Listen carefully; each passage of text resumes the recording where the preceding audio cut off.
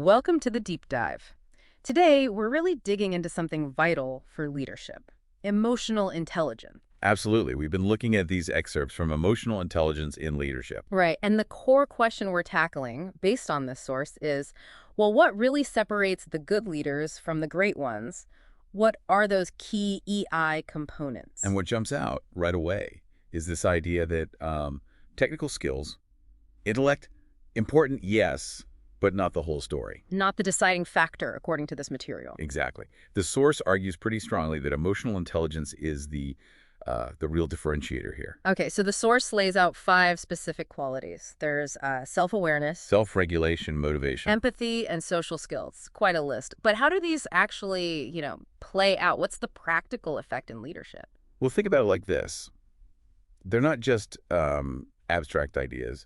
They're presented as the actual drivers Drivers for what exactly? for boosting a leader's own performance and, crucially, the performance of their team, their followers. Right. Okay. So take a leader who understands their own emotional triggers. That's self-awareness, right?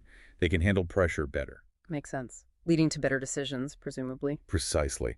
And the source really seems to zero in on self-awareness and self-regulation as like the foundations. Yeah, I noticed that too. It suggests how leaders manage themselves directly impacts, well, everything. Relationships, deals, reputation.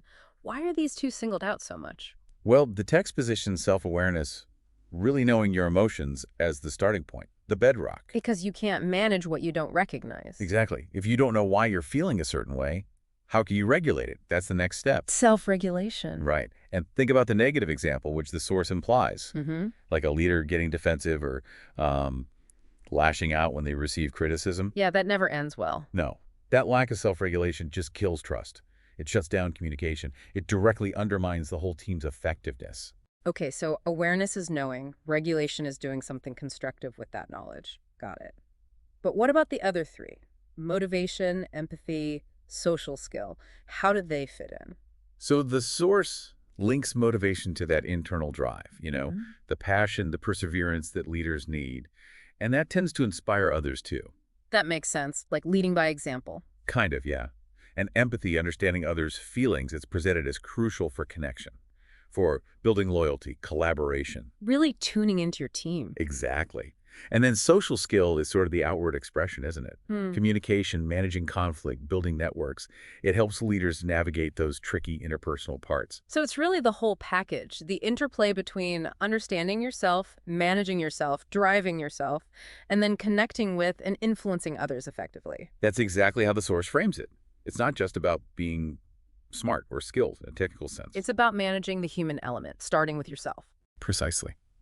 The material makes a very compelling case that emotional intelligence, especially that self-awareness and self-regulation piece, is just fundamental for truly exceptional leadership. Without it, you hit a ceiling. That seems to be the core message, yeah.